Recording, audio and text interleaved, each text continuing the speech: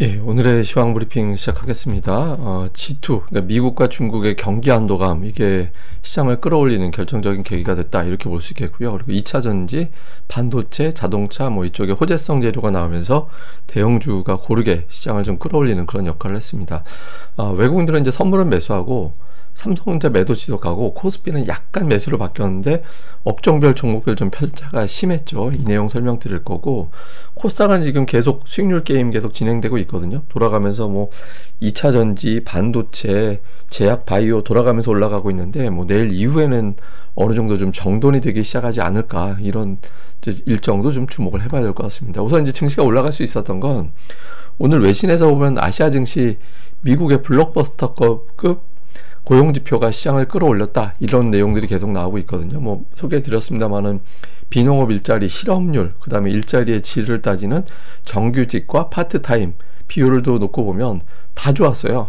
미국 경기가 되게 좋다. 그런데 금리까지 내리네. 그러니까 이런 현상이 나오게 되고, 이렇게 되면서 사실상 미국의 경기 경착륙, 경기 침체 가능성은 제거가 됐다, 이렇게 보는 거거든요. 그러니까 경기가 좋은데 금리까지 내리네, 이런 상황이 된 거예요. 그러면 우리나라 지금 수출 대상 1위 국가가 미국이잖아요.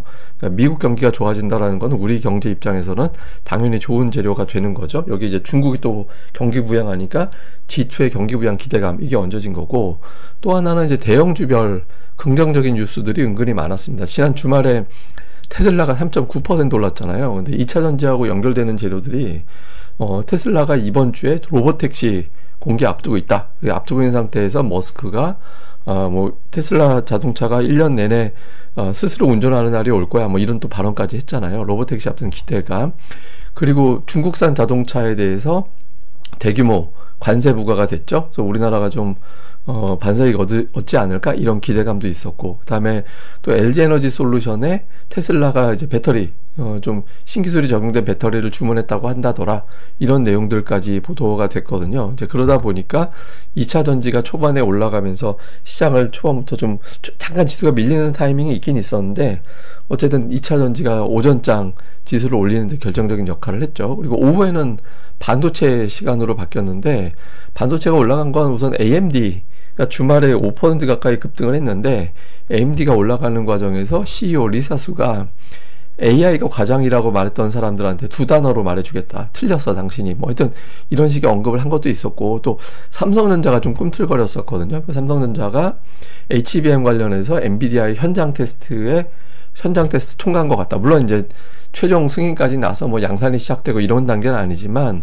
어쨌든 또 이제 HBM 관련된 뉴스가 나와서 삼성전자가 연내 이게 양산이 시작되지 않을까? 그러니까 이런 보도가 나왔거든요. 근데 사실 이게 되게 중요해요. 왜냐면 삼성전자는 그냥 정규 딱 찍어내고 있는 제품, 완제품에 대해서는 되게 잘 만드는데, 그러니까 주문에 의한 제품, 그러니까 이렇게 만들어 주세요라고 요청하는 제품 생산, 그걸 파운드리라고 얘기하죠. 근데 그런 것들에 약하잖아요. 근데 이제 어떤 이용자들 입장에서 보면, 저렇게 잘 나가는 사업, 엔비디아에서 HBM 이런 거 좀 잘만 만들어주면 왕창 사주겠다라는데 왜 저것도 못 만들지?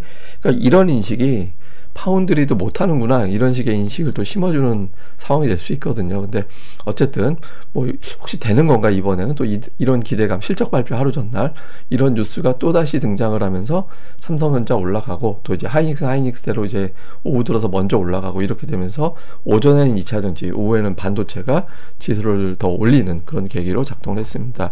또 뉴스들을 좀 점검해 보면, 이번 주에 금통위가 열리는데 전문가들의 75%, 그러니까 20명 설명했더니 15명은 내린다, 그리고 5명은 동결한다. 근데 11월은 안 내린다라는 거예요. 그러니까 이번엔 내리고 11월은 지켜본다, 이런 분위기인데, 우리나라가 주요국 증시 쭉 펼쳐놓고 보면 되게 정책이 없는 국가예요.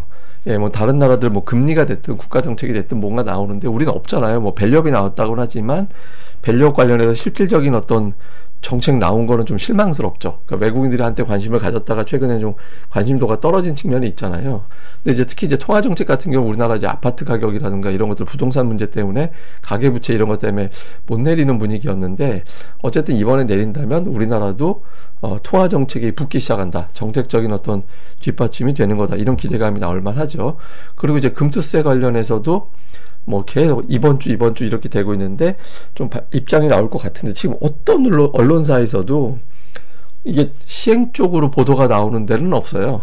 물론 이래놓고 시행 나오면 진짜 이상한 건데 어쨌든 최소 유예 또는 폐지 뭐 이런 쪽의 이야기가 나오고 있죠. 그래서 어쨌든 그럼 이번 주에 금통위, 그다음에 금투세, 이 투금이 시장을 좀 살려주지 않을까 뭐 이런 기대감도 좀 있었던 것 같아요. 그래서 주초에 좀 올리는 그런 모습이 나왔고, 그러니까 또 하나는 그 중국이 이제 추가적인 경기 부양책이 그동안 이제 나왔는데 이게 세부적으로 뭐가 뭔지 좀 정돈이 안 돼 있는데, 화요일에 중국 당국에서 경기 부양 관련된 세부 사항을 설명할 거다. 그리고 이제 추가적으로 경기 부양이 또 나올 거다. 뭐 이런 식의 어떤 해석도 더불어서 있거든요. 그래서 중국, 이게 앞서 말씀드렸던 미국의 어떤 고용 구조, 그리고 금리나 중국의 추가 부양, 우리나라 제품 제일 많이 사주는 게 중국과 미국이잖아요. 그런데 이 두 곳에서 어쨌든 경기가 나쁘지 않거나 살려주거나 이렇게 되니까 수출 환경이 좋아지겠구나, 이런 것들이 또 시장에서는 좀 긍정적으로 받아들이는 그런 이슈로 작동을 했습니다.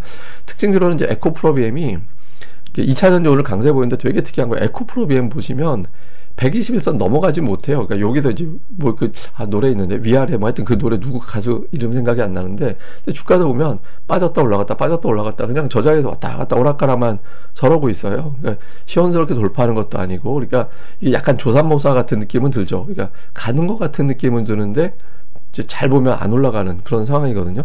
근데 이제 저항대에서 뭔가 좀 변수, 그다음에 또 하나 보면 하이닉스 같은 경우도 또 중요한 저항같이 보여지긴 하죠. 일단 뭐 61선이라는 것도 있지만 8월에 저점 대비 올라갔던 폭하고 9월 저점에서부터 지금 올라간 폭하고 거의 비슷하거든요. 그러니까 이만큼 올라가면 매물이 나온다라는, 또 하필이면 그 위치가 61선, 121선이 위치하고 있는 상황이라서 또 하나의 어떤 저항대가 됐잖아요. 그러니까 대부분의 종목들이 다 이래요. 예를 들어서 뭐 현대제철 같은 중국 제조, 뭐 롯데케미칼도 마찬가지고, 석유화학주, 중국 경기 부양할 때 철강하고 석유화학이 대표적인 수혜주인데 두 종목 다 121선에 또 걸려 있습니다.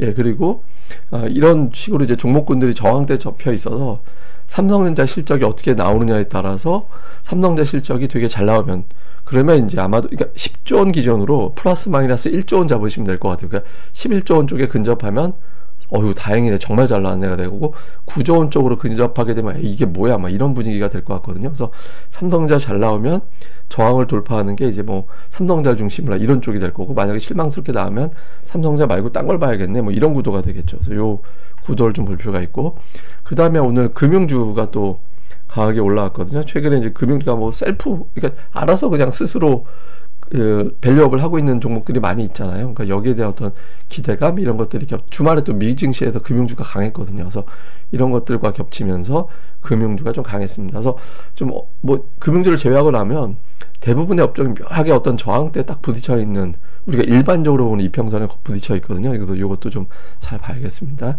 그 다음에 수급에서는 외국인들이 장중 내내 순매도 하다가 동시효과의 매수로 바뀌어서 순매수로 바뀌었는데, 최근에 보면 제가 26일을 자꾸 중요하다라고 말씀을 드렸었잖아요. 그러니까 그러니까 26일이 이제 새로운 분기가 마무리가 되고 그 다음에 시작되는 하루 전날, 그 다음에 시작되는 날, 그러니까 결제 기준으로 보면, 그래서 26일이 중요했는데 그때부터 사실상 매수로 바뀌었어요.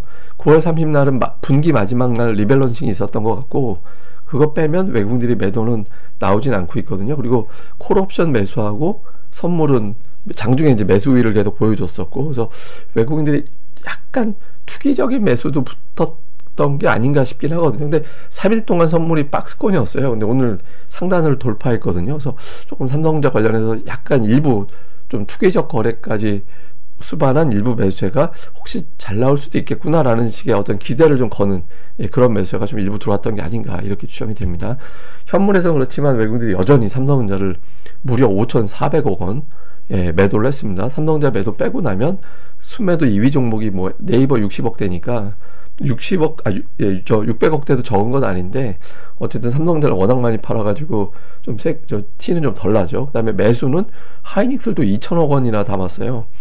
그 외에는 금융주, 방산주, 2차전지주, 조선주 이렇게 좀 담는 그런 모습을 보였고, 기관은 삼성전자를 또 사고 하이닉스는 팔고, 그러니까 두 주체가 서로 갈리는 그런 모습을 보였고요. 그 외에 이제 자동차, 2차전지, 방산 뭐 이런 것들을 좀 담는, 그리고 중국 수혜 쪽으로 봐서 롯데케미칼, 현대제철 이런 종목군들을 좀 담는 그런 모습을 보이는 게 특징이었습니다.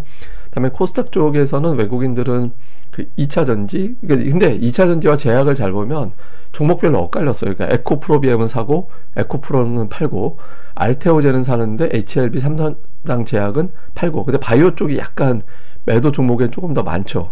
예, 그러니까 오늘 바이오 쪽을 팔고 뭐 일부 2차전지라든가 뭐 이런 것들을 좀 담는 그런 모습을 보였고, 그다음에 기관은 최근 들어서 엔터하고 그 반도체 쪽을 좀, 오늘 물론 이제 매도 쪽에도 반도체가 있었는데, 그러니까 매수 쪽으로 보면 이제 반도체를 좀 고르게 뿌려 담는다, 제가 이제 그런 말씀 드렸잖아요. 그러니까 오늘도 좀 그런 움직임을 일부 좀 보인 게 특징이었고요. 엔터지는 이제 그동안 쭉 매수하다가 오늘 JYP 매도로 바뀐 게 특징. 근데 어쨌든 반도체를 계속 기관들이 은근히 뿌려서 사고 있다. 그래서 요거 좀 꾸준하게 매수 붙는 종목군들은 체크를 해볼 필요는 있는 것 같습니다.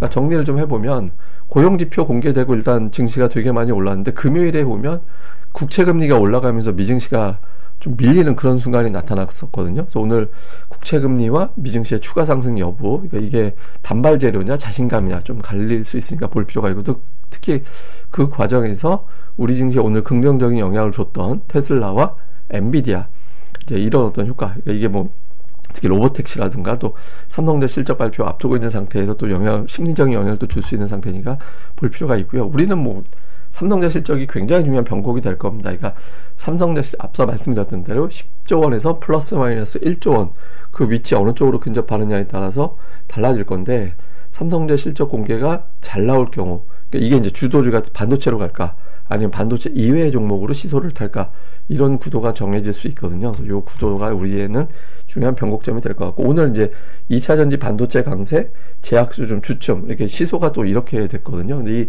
세 개 중에서 돌아가긴 하겠지만 결과적으로는 한두 개 정도가 주도하고 나머지는 순환하고, 이런 구도로 정리가 될 시점이 올 것 같거든요. 그래서 그런 구도에 집중해 보는 게 좋겠습니다. 그리고 오늘 제가 좀 보여드릴 거는 올해 코스닥 시장의 성적표. 예, 올해 0.1%라도 플러스가 난 종목은 355개, 하락한 종목은 1277개, 거의 뭐 1대4 정도 비율에 가까워요. 예, 그러니까 이제 여러분들이 종목을 5개 갖고 있다, 이래버리면 이제 하나 상승, 3개 하락, 다음에 하나 정도는 어중쩡한 하락, 뭐 이 정도로 비율이 돼 있다, 이렇게 보면 되거든요. 종목당 평균 수익률은 마이너스 12.9% 정도 되는데, 하락한 종목만 따로 뽑아서 보면 종목당 평균 하락률이 거의 28%에 가까워요. 그러니까 올해가 굉장히 어려운, 투자하기 굉장히 어려운 해라는 거죠. 근데 이게 이제 코스닥이 1년 내내 이렇게 가는 게 아니라 어느 순간 되면 좀 풀어주는 그런 단계가 오게 되거든요. 그래서 혹시 이제 그런 결과가 나오게 될지, 이제 좀 이미 종목들은 제가 보기에는 종목 장세가 조금씩 꿈틀꿈틀 거리는 조짐이 있거든요. 예탁금이 아직은 뭐 완전히 뭐 만족스러울 정도의 수준은 아니지만, 기관 외국인들이 주도하는 장세는 조금 만들어지고 있으니까 그런 수급의 어떤 변화, 종목 수급, 여기에도 집중해 보시는 게 중요할 것 같습니다. 예, 자세한 건 제가 또 다음 방송에서 정리해 드리겠습니다. 이 방송 구독하기 그리고 좋아요 꼭 부탁드립니다. 감사합니다.